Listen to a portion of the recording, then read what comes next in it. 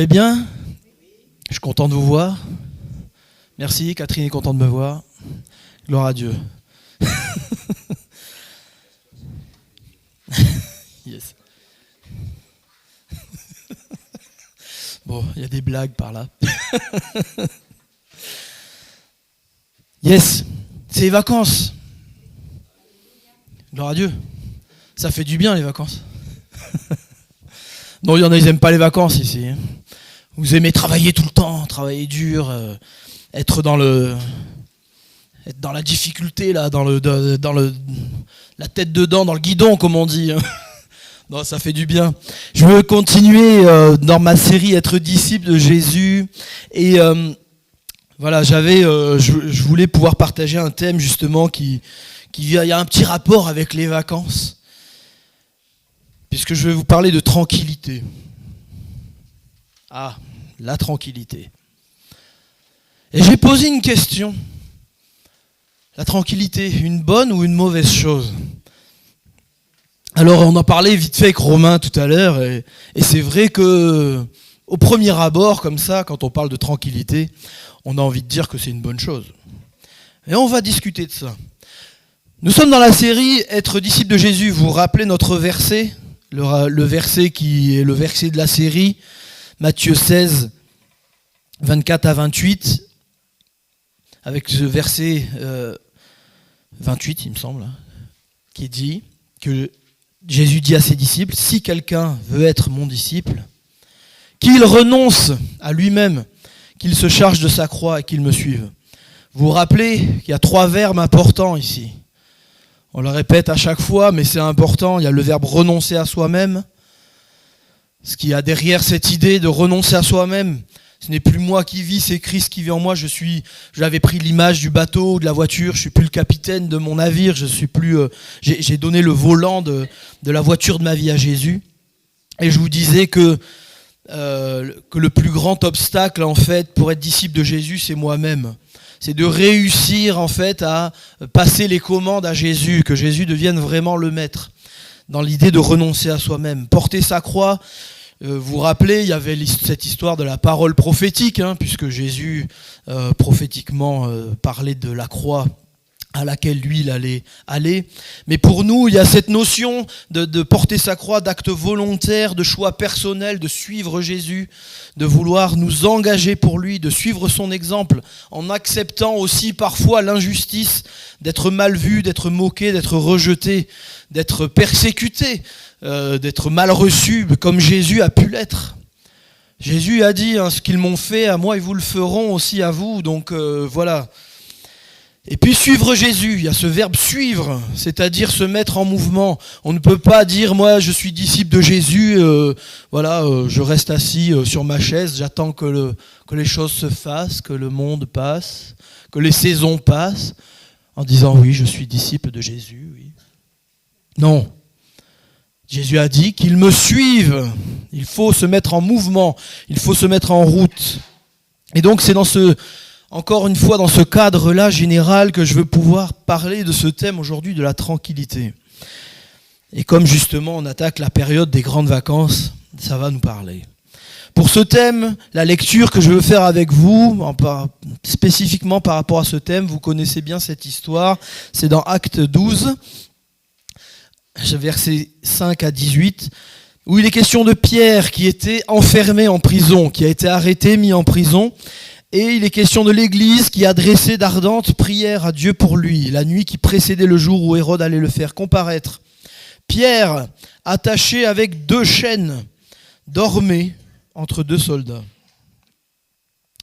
Des sentinelles postées devant la porte gardaient la prison. Soudain, un ange du Seigneur survint et une lumière resplendit dans la cellule. L'ange réveilla Pierre en le frappant au côté. J'espère qu'il n'a pas frappé trop fort. Il lui dit « Lève-toi vite !» Les chaînes tombèrent de ses mains. Puis l'ange lui dit « Mets ta ceinture et tes sandales », ce qu'il fit. L'ange lui dit encore « Mets ton manteau, essuie-moi ». Pierre sortit et le suivit sans savoir que ce que l'ange faisait était réel. Il croyait avoir une vision. Et vous savez qu'ensuite, Pierre va se retrouver dehors, qu'il va aller taper à la porte de là où l'église était rassemblée, que les gens vont croire que c'est pas lui, que c'était son ange, puis ils vont finir par lui ouvrir la porte quand même et voir que c'était lui. Alors si on prend une définition de la tranquillité, la première chose, c'est l'état de ce qui est tranquille, sans agitation. Voilà, c'est l'inverse de moi, là, vous voyez, là, moi je m'agite comme ça. Donc vous êtes tranquille. Voilà, c'est bien. La deuxième définition, état de quelqu'un qui est sans inquiétude, qui n'est pas dérangé. Et c'est par rapport à cette deuxième définition que se trouvent, on va le voir, les aspects positifs et négatifs aussi. Les synonymes de tranquillité, bien sûr, on aurait pu appeler ce message la paix, hein, le calme, la paix, la sérénité. Alors, ne vous inquiétez pas, on ne va pas commencer à faire de la méditation transcendantale. On ne va pas commencer à se mettre en position du lotus. Voilà, non. Mais j'insiste sur le fait que je veux parler de tranquillité. Moins de la notion de paix qui, en fait, est une notion vraiment plus vaste, plus complexe. Alors, deux choses importantes. Tout le monde, je le crois, j'espère vous, tout le monde aspire à avoir une vie sereine. Ouais. Avec le moins de remous possible, le moins de problèmes possible, le moins de difficultés possible. On est tous d'accord avec ça, je pense. Non, vous aimez bien avoir des difficultés, vous, quand ça se passe mal, tout ça. Même un chrétien désire ça, je pense. On n'est pas masochiste, hein, voilà. Mais rappelons-nous qu'en tant que chrétiens, nous ne sommes plus des citoyens de la terre. Alors on est sur terre, mais on n'est plus des citoyens de la terre, des citoyens du monde, de ce qu'on appelle le monde. Et derrière cette notion de monde, c'est dans l'idée du monde, c'est la manifestation tangible du péché, le monde. Mais on doit se rappeler en tant que chrétien que nous ne sommes plus justement ces citoyens de la terre, mais que nous sommes des citoyens du ciel. Amen. Merci pour le amen. Nous sommes des citoyens du ciel et ça implique certaines choses qu'on va pouvoir voir.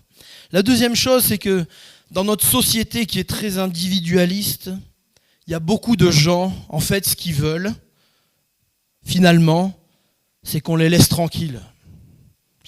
Qu'on leur fiche la paix, comme on dit. Voilà. Qu'on ne vienne pas marcher sur leur plate-bande, que surtout on ne dise rien à leurs propos, qu'on ne les reprenne pas, surtout. Hein. Voilà. Est-ce qu'on n'est pas comme ça parfois nous-mêmes? Qu'on ne les reprenne pas, etc. Et notamment au niveau de la foi. On n'aime pas être repris, corrigé. Et pourtant, voilà, ça fait partie des choses importantes. Mais on est dans un monde comme ça où voilà, on n'aime pas ça.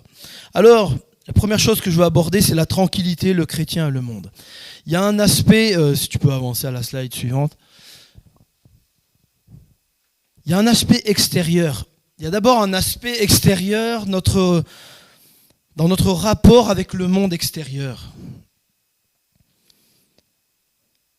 Pour nous-mêmes, dans notre vie, à chacun en particulier, en tant que chrétien. Alors bien sûr, par monde, je veux dire le monde qui est, ce que je disais tout à l'heure, marqué par le péché, par l'action du diable, par l'action des ténèbres dans ce monde, par le prince de ce monde dans lequel nous sommes appelés à rester, à vivre dans ce monde, mais pour y œuvrer en tant que sujet du royaume de Dieu. On se rappelle que nous sommes dans le monde, mais nous ne sommes pas du monde. Et il y a un côté positif dans notre rapport en tant que chrétien avec l'extérieur, dans l'aspect extérieur, il y a un côté positif. Et je ne vais pas trop insister sur ça. Oui, gloire à Dieu. Dieu permet parfois des temps particuliers de tranquillité. Amen. Bah ouais. Dieu nous permet parfois d'avoir des temps pour nous de repos. Même pour l'Église. Parfois, Dieu permet que l'Église soit dans des temps de tranquillité. On peut avoir tendance parfois à se dire « Ah non, mais non, il faut pas, parce qu'en tant que chrétien, c'est... » Non mais vous savez, Jésus, il a pris du repos aussi. Alors ça, c'est une prédication qu'on peut faire, hein. C'est pas ma prédication, mais j'ai déjà entendu une prédication sur ça, sur l'importance du repos. Et Jésus nous donne l'exemple. Jésus est notre exemple, amen. Et Jésus a pris des temps de repos. Jésus a su se reposer. Parce qu'il faut aussi savoir, à un moment donné, que notre corps, si on le pousse à bout, et à un moment donné, ça va craquer. Hein. Donc il y a ces temps qui sont là parfois, que Dieu permet. Mais attention à ne pas s'endormir. Le repos, c'est pas l'endormissement. C'est pas le sommeil profond et tout est éteint et c'est terminé. Le repos, c'est justement ces temps de tranquillité où on peut être restauré par Dieu et restauré sur tous les plans.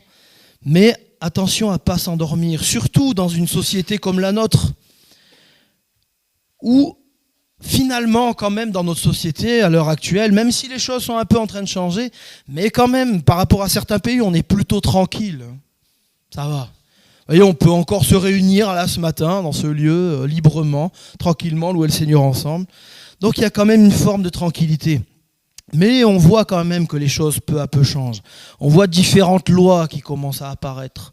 On voit les persécutions administratives, notamment sur les églises, où on commence à vouloir bloquer ceci, cela. On voit la montée de l'islam, de l'islamisme.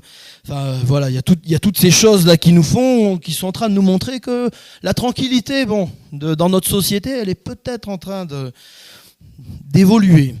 Mais bon, remercions le Seigneur que pour l'instant, nous soyons encore dans ces temps où nous sommes à peu près tranquilles. Alors ça, c'est le côté positif, mais il y a un côté négatif. C'est une partie dont, on va dire, c'est le pendant négatif de la tranquillité. Alors bien sûr, vous le savez, je juge personne en particulier ou en église, mais il faut parfois, c'est vrai, ne pas se voiler la face,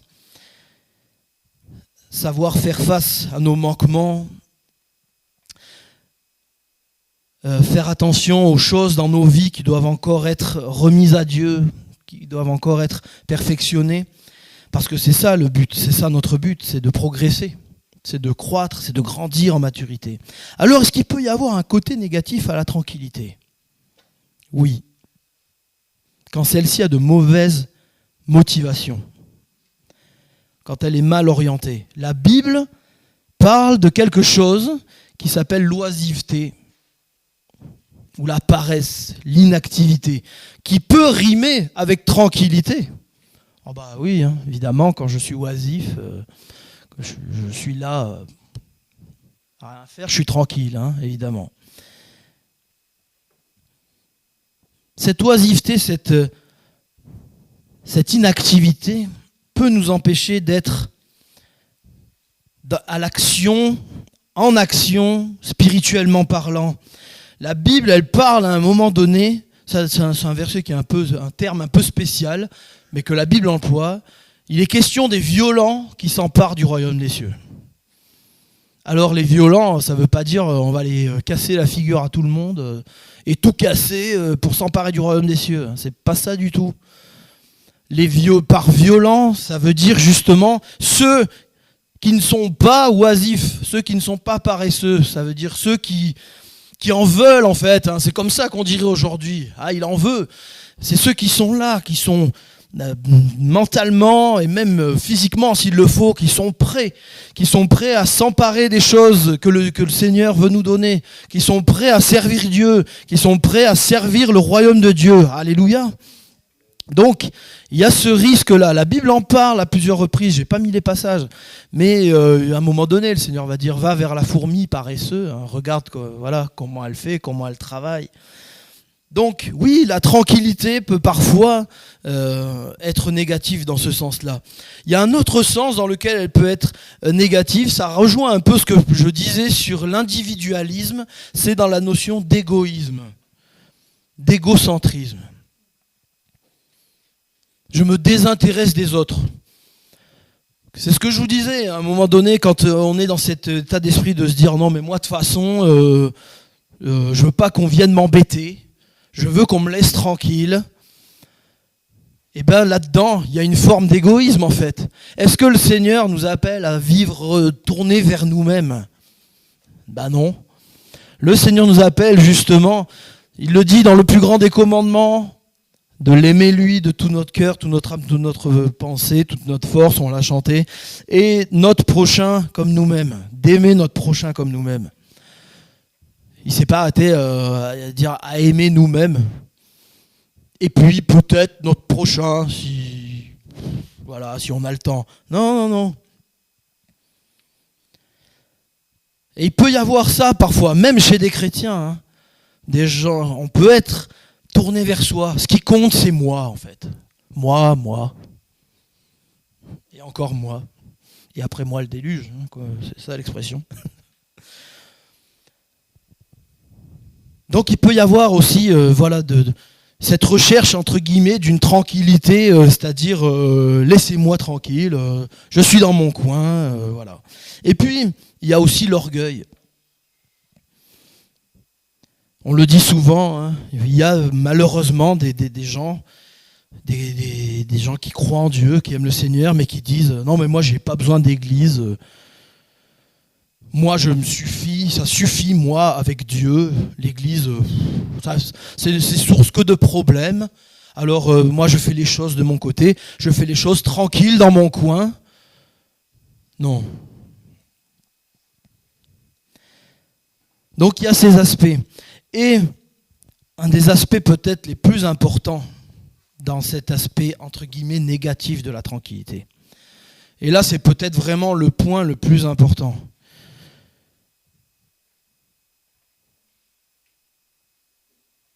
Il y a un problème de tranquillité négative dans ma vie si je ne suis pas dangereux individuellement ou quand nous ne sommes pas dangereux en tant qu'Église. Qu'est-ce que je veux dire par là ? Je ne parle pas de devenir dangereux, d'aller faire des attentats ou quoi que ce soit, d'aller agresser les gens. Je ne veux pas terminer ce point négativement. Nous sommes appelés à être des gens dangereux. Et là, j'entendrai pas d'amen, mais après vous allez comprendre pourquoi. Non pas dangereux pour les personnes qui nous entourent. Non pas dangereux pour les hommes, les femmes, les enfants, pour les plus jeunes, les moins jeunes, qui sont tous les gens qui sont autour de nous. Mais nous sommes appelés à être dangereux contre l'adversaire. Alléluia.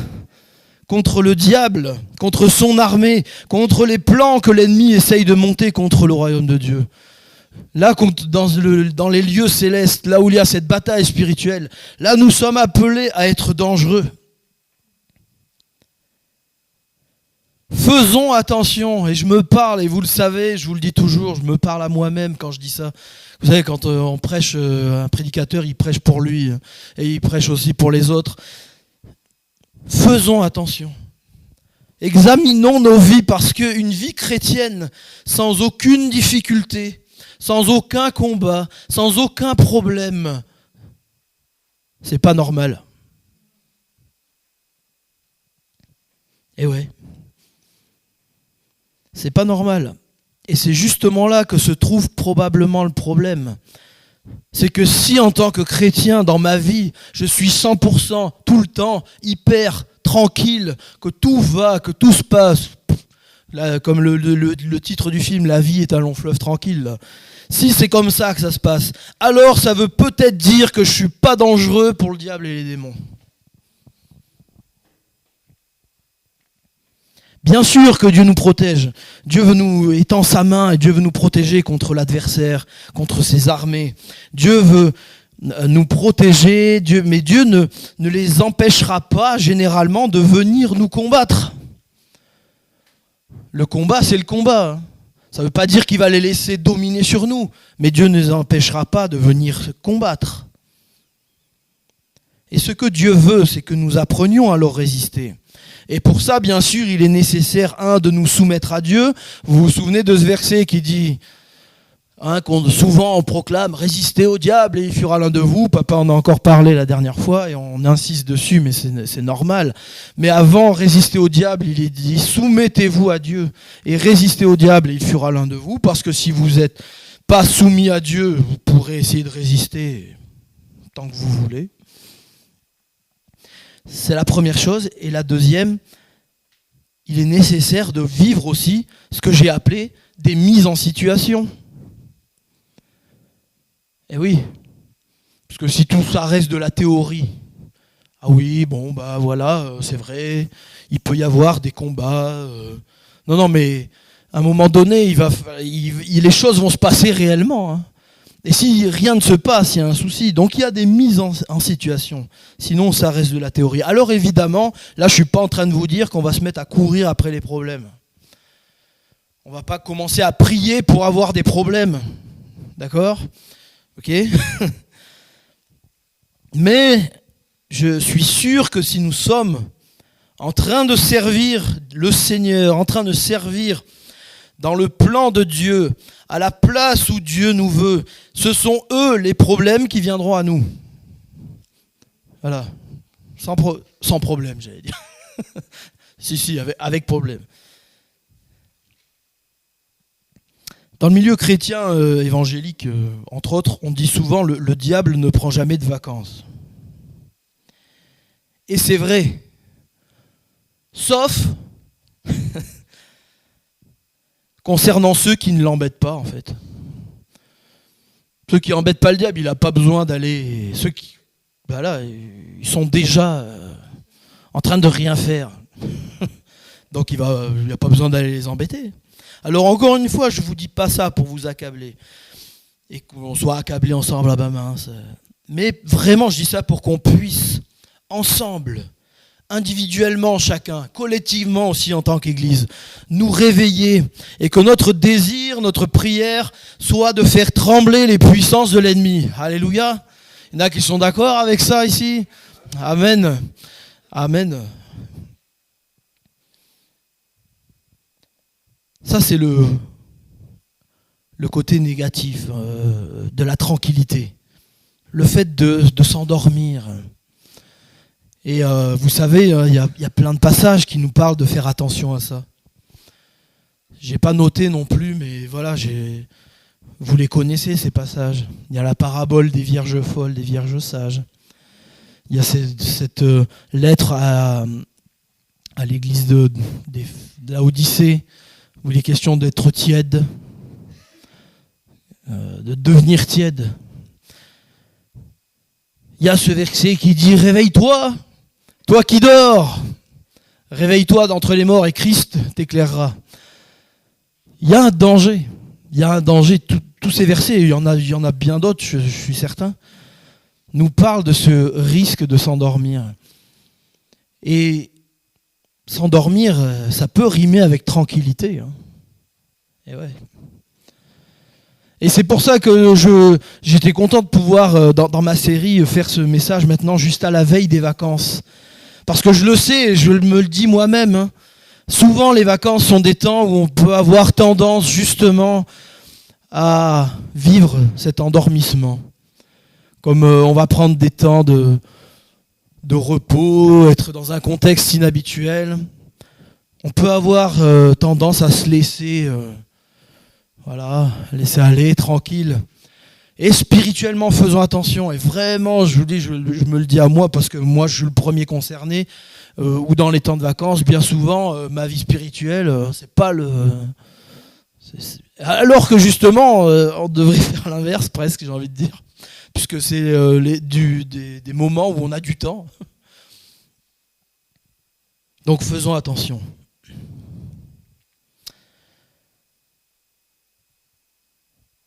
Côté biblique, sur la tranquillité, le chrétien et le monde, vous savez, est-ce que Dieu nous a promis un monde facile ? Un monde tranquille, justement, pour nous, ses enfants. Un monde de bisounours, où tout est beau, tout est bien. Non, pas du tout. Jésus a dit, Matthieu 10, « Voici, moi je vous envoie comme des brebis au milieu des loups. Ça, c'est pas le truc le plus tranquille qui existe. Soyez donc prudents comme les serpents et simples comme les colombes, et soyez en garde contre les hommes, car ils vous livreront au Sanhédrin et vous fouetteront dans leur synagogue, et vous serez menés même devant les gouverneurs et les rois à cause de moi, en témoignage à eux et aux nations. Et le frère livrera son frère à la mort, et le père son enfant, et les enfants s'élèveront contre leurs parents et les feront mourir, et vous serez haïs de tous à cause de mon nom. Et celui qui persévérera jusqu'à la fin, celui-là sera sauvé. Voilà le programme. Ouais. C'est pas un programme de tranquillité. Pour cela, au milieu de tout cela, Dieu donne un encouragement, verset 19, et quand ils vous livreront, ne soyez pas en souci. Ne soyez pas en souci, comment vous parlerez, ni ce que vous direz, car il vous sera donné dans cette heure-là ce que vous direz. Car ce n'est pas vous qui parlez, mais c'est l'Esprit de votre Père qui parle en vous. Amen. L'importance si grande du Saint-Esprit, d'être en communion avec le Seigneur par le Saint-Esprit, d'être rempli de son Esprit. On a besoin de ça, alléluia, pour pouvoir justement vivre cette parole, pour pouvoir à un moment donné, pouvoir donner la parole que Dieu veut donner, même dans les temps difficiles, face à ces circonstances et ce rapport au monde extérieur. En fait, finalement, c'est surtout ce qui se passe dans notre être intérieur qui va pouvoir tout faire basculer. Et c'est ma deuxième et dernière partie, c'est que la tranquillité, là je parlais par rapport en fait à l'extérieur, au monde, mais en fait, il y a la notion de tranquillité intérieure, dans le bon sens biblique du terme, notre rapport avec Dieu et aussi notre rapport avec nous-mêmes. Alors, tu peux passer... Voilà. D'abord, voir ce qui peut nous la faire perdre, cette tranquillité intérieure. Il y a des choses qui viennent de l'extérieur, justement, qui peuvent nous faire perdre cette paix, cette tranquillité. Les situations, les événements de la vie que nous rencontrons. Je ne connais pas vos vies forcément, personnellement, mais je suis bien certain que chacun, on rencontre des situations qui peuvent nous faire perdre cette tranquillité, cette paix que Dieu veut nous donner. Des choses difficiles, des difficultés, des échecs qu'on peut rencontrer. Toutes ces choses qui viennent de l'extérieur et qui viennent comme frapper, comme des vagues qui viennent frapper sur la falaise, voilà, comme si on était une falaise et ces vagues qui viennent s'écraser sur la falaise. Il y a des choses comme ça, vous savez, hein. Je ne peux pas parler à votre place. Et puis il y a des choses qui viennent de l'intérieur aussi. Il y a la notion de la peur. La peur. La peur, vous savez, c'est pas forcément une mauvaise chose, la peur, hein, à la base. La peur, c'est fait exprès pour qu'on se mette en sécurité. Le problème, c'est quand la peur devient paralysante. C'est-à-dire quand la peur, après, envahit tellement tout que finalement, on ne fait plus rien. On n'ose plus rien faire, on est figé. Il y a la timidité. Parfois, la timidité on aimerait bien pouvoir élever la voix, on aimerait bien pouvoir partager quelque chose, mais on est coincé, on est trop timide. Et ça va souvent ensemble, la peur et la timidité. Et tout ça peut affecter notre tranquillité. Puis bien sûr, le péché, nos chutes, nos faiblesses, nos manquements, nos imperfections, notre caractère aussi parfois. Hein, vous avez tous des bons caractères ici. Amen, il y a quelqu'un qui a dit Amen. J'ai cru entendre Amen. Mais si vous avez un bon caractère, gloire à Dieu, glorifiez le Seigneur d'en avoir un. Moi j'ai encore du travail à faire. On n'est pas tous au même point. Mais vous savez, il y en a qui ont des caractères anxieux, etc.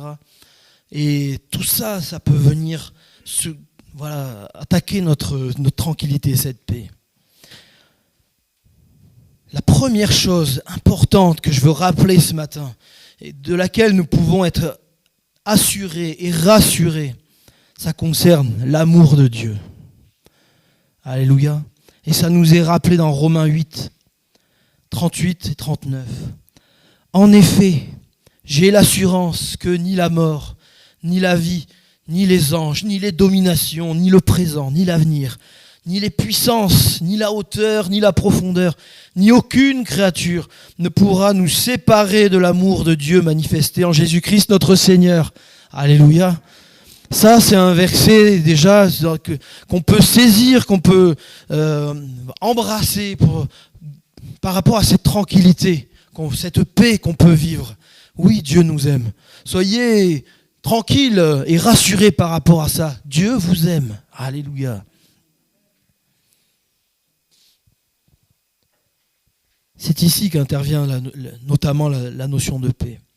En ayant saisi cet amour de Dieu pour nous, cet amour-là, cet amour si grand, si puissant, qui nous fait ressentir bien souvent, et en ayant saisi cet amour, en ayant fait la paix avec Dieu, en ayant reconnu qu'on était pécheurs, et en ayant demandé pardon pour nos péchés, on sait que le Seigneur a effacé nos péchés, qu'il les a jetés loin de lui, qu'il les a oubliés. J'aime toujours rappeler ce verset, cette pensée que je trouve tellement incroyable et tellement touchante, qui nous dit que Dieu oublie nos fautes, qu'il oublie nos transgressions. Alors que Dieu est Dieu, que Dieu sait toutes choses, que Dieu est omniscient, il sait tout, il connaît le passé, le présent, le futur, Dieu sait tout. Mais Dieu nous dit que dans sa divinité, en lui-même, il a fait ce choix d'oublier nos fautes. Donc on peut même pas arriver devant lui en disant, une fois qu'il a oublié nos fautes, lui dire « Ah mais Seigneur, tu vois telle faute ?» Non, je vois pas. Alléluia. Alors, comme on dit souvent, soyons pas ceux qui rappelons les fautes aux autres, puisque Dieu lui-même dit qu'il les oublie. Voilà. Et donc, nous pouvons faire la paix avec Dieu, nous pouvons avoir l'assurance du salut, et nous pouvons donc vivre une véritable tranquillité. Une véritable paix. Et c'est là que je reviens avec ce texte de Pierre, qu'on a lu au début, de Pierre en prison. Pierre était donc justement de ceux qui avaient fait la paix avec Dieu, de ceux qui ont connu Jésus, de ceux qui ont été transformés par Jésus. Et sa vie était en Christ. Et sa vie était tellement en Christ, il était tellement sûr que Jésus était avec lui, que quand il est arrêté et que probablement on dit que le lendemain il va sûrement mourir, il est entre deux gardes, enchaîné, et il est en train de dormir. Et dormir, mais tellement bien dormir, c'est pour ça que je faisais la blague tout à l'heure, que l'ange il est obligé de venir le taper dans le côté, pour que il arrive à émerger. Et l'ange il est obligé de tout lui dire, il est obligé de lui dire mets ton manteau, mets ta ceinture, mets tes chaussures, tellement Pierre dormait bien. C'est ça. Une tranquillité, une paix comme ça, dans cette situation, c'est pas naturel. C'est pas humain, ça. Ça, c'est le Seigneur qui fait ça. Et c'est cette paix, cette tranquillité que le Seigneur veut nous donner. Ensuite, face à notre monde pécheur, face aux autres. Oui, c'est pas facile de vivre cette tranquillité face au monde qui est marqué par le péché. Et qui est face aux autres aussi. Mais bon, qu'est-ce qu'il est de toute façon? Qu'est-ce qui est facile? Le péché dans le monde, le mal, les choses mauvaises qui se passent, tout ça paraît tellement puissant, tellement étendu, tellement, quelque part, étouffant de voir tout ce qui se produit. Mais c'est pourtant quelque chose que Dieu veut nous faire vivre. La tranquillité, la paix, face à ça, face à tout ça. C'est quelque chose que Dieu veut nous faire vivre. C'est quelque chose qu'il désire pour nous. Dans la parole, je crois me souvenir avoir entendu quelque chose dans la Bible. Il y a 365 fois des paroles de Dieu qui dit « Ne crains pas, ne t'alarme pas ». Prends courage, ne t'effraie pas. tout ça, c'est des synonymes. Et donc, comme vient de dire papa, 365 fois, c'est une fois par jour, c'est une fois pour chaque journée. On peut commencer chaque journée d'une année en disant, Dieu dit, ne crains pas ou ne t'effraie pas, prends courage. Alléluia. La tranquillité ou la paix, c'est un don de Dieu, un don surnaturel, et c'est ce qu'on constate notamment dans cette histoire de Pierre. Jésus, comme quand c'est un don que Dieu fait, vous savez, Jésus à un moment il parle de l'envoi du Saint-Esprit.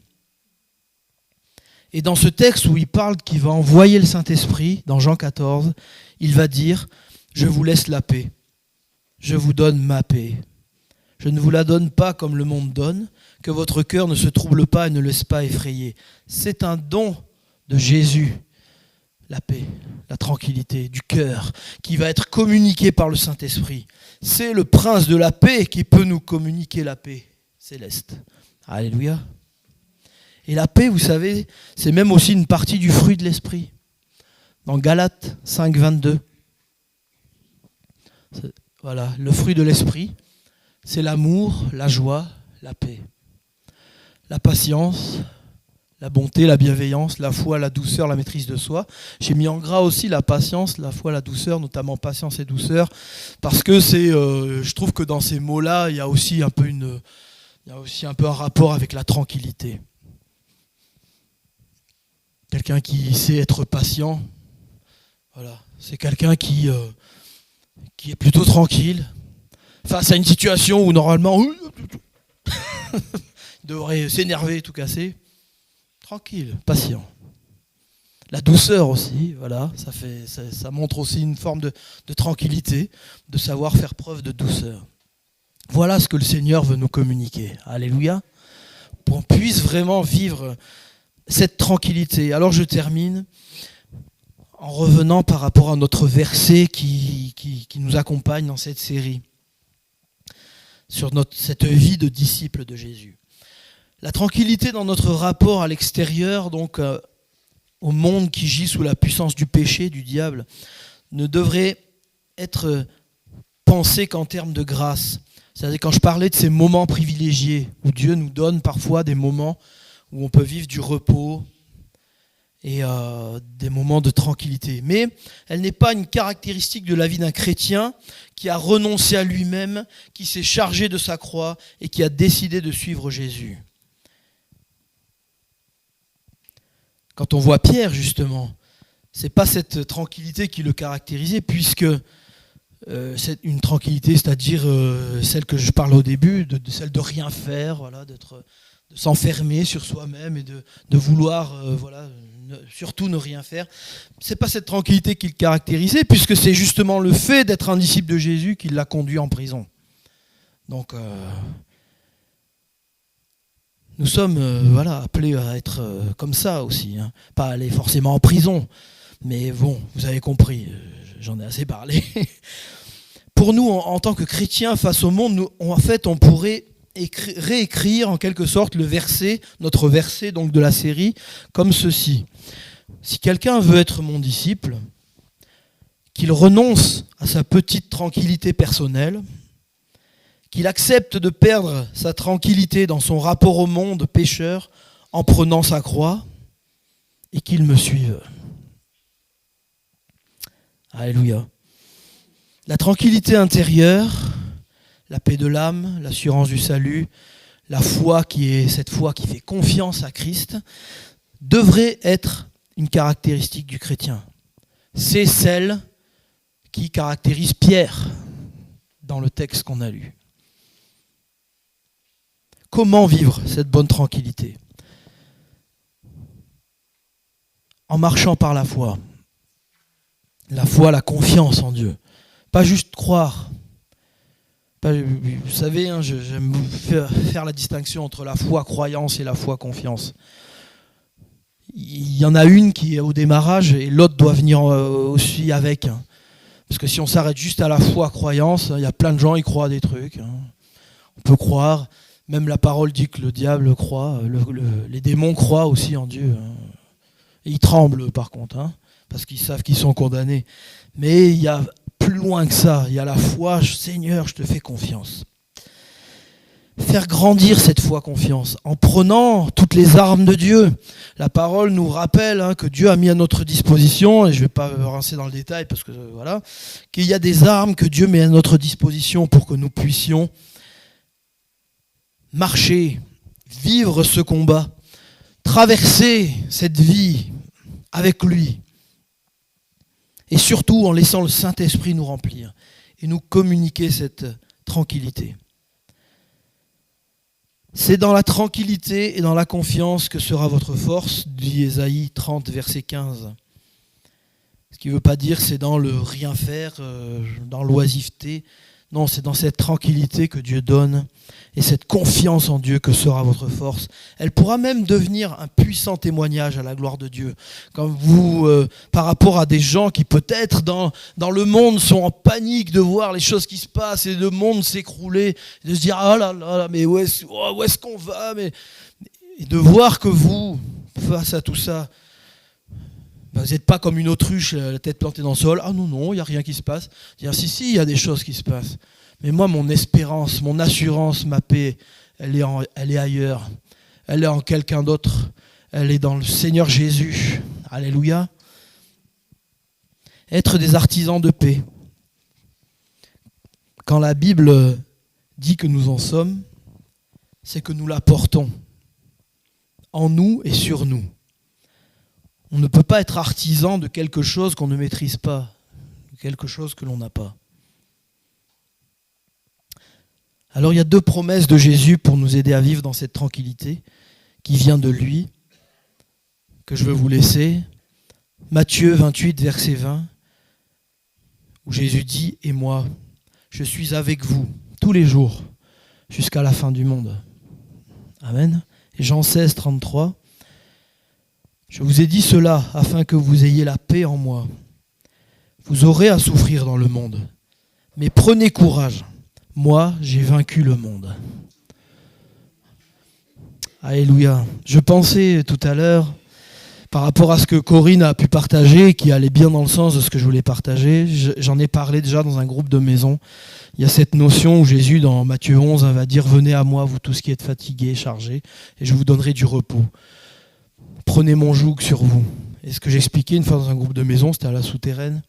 Il y a cette image du joug où on pourrait se dire « Ah mais un joug, quel rapport entre le repos et le joug ?» Parce que le joug, vous savez, c'est une pièce de bois qu'on met sur les animaux pour qu'ils puissent tirer une charrue ensemble. Mais la particularité de ce joug-là, Jésus va dire qu'il est doux, que son fardeau est léger. Pourquoi il est doux et léger, ce joug-là? Parce que Jésus est dedans. C'est ce que j'avais partagé, j'aime cette image du joug. Parce que dans le joug, en fait, quand Jésus parle de ça, dans le joug, il y a 2 emplacements. Donc il y a nous, mais à côté de nous, il y a Jésus, alléluia, qui porte le joug avec nous. Et c'est comme ça qu'en même temps, on peut vivre ce que j'ai expliqué, qu'on peut vivre pour le Seigneur, qu'on peut être dans ce combat, qu'on peut avancer avec les difficultés, les choses qu'on rencontre, ceci, cela. Mais en même temps, Jésus, au milieu de tout ça, nous dit, vous qui êtes fatigués, chargés, venez à moi, je vais vous donner du repos, parce que Jésus est avec nous. Alléluia. Alors qu'on puisse vivre vraiment, ma prière, et on va prier, qu'on puisse vivre vraiment cette tranquillité du cœur, et ne pas être de ceux justement qui nous endormons dans un sommeil de mort, j'ai envie de dire. Alléluia. On prie ensemble. Seigneur, merci pour ta parole, Seigneur Jésus. Merci pour ces beaux exemples, ces exemples magnifiques que tu donnes de ta parole. On a lu ce texte avec Pierre, qui vit une telle paix que il est obligé d'être réveillé, secoué, accompagné tout du long par l'ange. Donne-nous, Seigneur, de vivre. Moi, personnellement, je veux pouvoir Et je pense que c'est notre prière à chacun aussi, pouvoir vivre une paix qui atteint ce niveau-là. Cette tranquillité du cœur, de l'âme, de savoir que nos vies, Seigneur, sont dans ta main, que quoi qu'il se passe, Seigneur, rien ne nous séparera de ton amour. Seigneur Jésus, on l'a dit ce matin. On l'a proclamé au travers de ta parole, de ce verset. Il n'y a rien qui peut nous séparer de ton amour. On veut rester, Seigneur, attaché à toi. Et que tu puisses donner, Seigneur, à chacun cette tranquillité. Et que tu puisses nous éviter aussi, Seigneur, que dans ces temps, Seigneur, notamment de vacances, on puisse être dans une tranquillité qui deviendrait négative, qui deviendrait de l'oisiveté, qui deviendrait de l'orgueil, qui deviendrait de l'endormissement. Seigneur, préserve-nous de cela. Seigneur, nous voulons te remettre encore nos vies. Merci pour ces paroles que tu nous as données, que tu es celui vers qui on peut venir quand on est fatigué, chargé, que tu nous donnes du repos. Merci pour toutes celles et ceux qui se sont avancés ce matin pour la prière, Seigneur Jésus, qui sont venus fatigués, chargés. Et tu vas, Seigneur, nous le croyons, nous avons prié pour cela, leur donner du repos, Seigneur Jésus. Merci parce que tu portes, Seigneur, le joug avec nous. Tu es avec nous, Seigneur Jésus. Tu es à nos côtés. Tu nous tiens par la main. Et nous voulons tenir ta main, Seigneur. Et nous ne voulons pas lâcher ta main parce que les seuls qui pouvons lâcher la main, c'est nous. C'est pas toi qui lâches notre main, c'est nous qui la lâchons parfois. Et notamment en nous endormant, en ne réalisant plus que oui, c'est vrai, il y a un combat. Il y a un combat spirituel, il y a un combat dans ce monde. Il y a un adversaire qui est déchaîné, sachant qu'il lui reste peu de temps.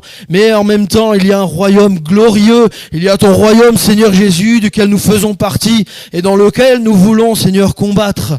Dans lequel nous voulons, avec toi, avancer, remporter les victoires, Seigneur Jésus, en ayant cette tranquillité, cette paix du cœur que toi seul s'est donné. Merci, Seigneur, de nous bénir ensemble, chacun particulièrement et ensemble en tant qu'Église aussi, pour qu'on puisse être un témoignage pour ce monde de personnes, d'artisans de paix, de ceux qui portent la paix sur eux, cette tranquillité qui vient de toi, Seigneur, et qui peut-être fera poser des questions à ceux qui sont autour de nous. Viens par ton esprit, remplis-nous de ton Saint-Esprit, remplis-moi, Seigneur, de ton Saint-Esprit pour vraiment vivre ça, pour vivre cette bonne tranquillité. Merci pour le repos que tu vas pouvoir aussi accorder peut-être à certains qui ont besoin, Seigneur, de ça, qui ont passé une année peut-être compliquée, très chargée sur tous les plans. Et je te prie, Seigneur, de donner ce repos, de renouveler les forces, Seigneur, de chacun. Qu'on puisse revenir de ces vacances, Seigneur, remplis du Saint-Esprit, remplis de force, Seigneur, de ta force, Jésus, pour pouvoir, quand on redémarrera une saison prochaine, être, Seigneur, plein de zèle, plein d'amour, plein de feu, et plein aussi de cette tranquillité que tu sais donner. À toi seul la gloire, Seigneur Jésus. Amen.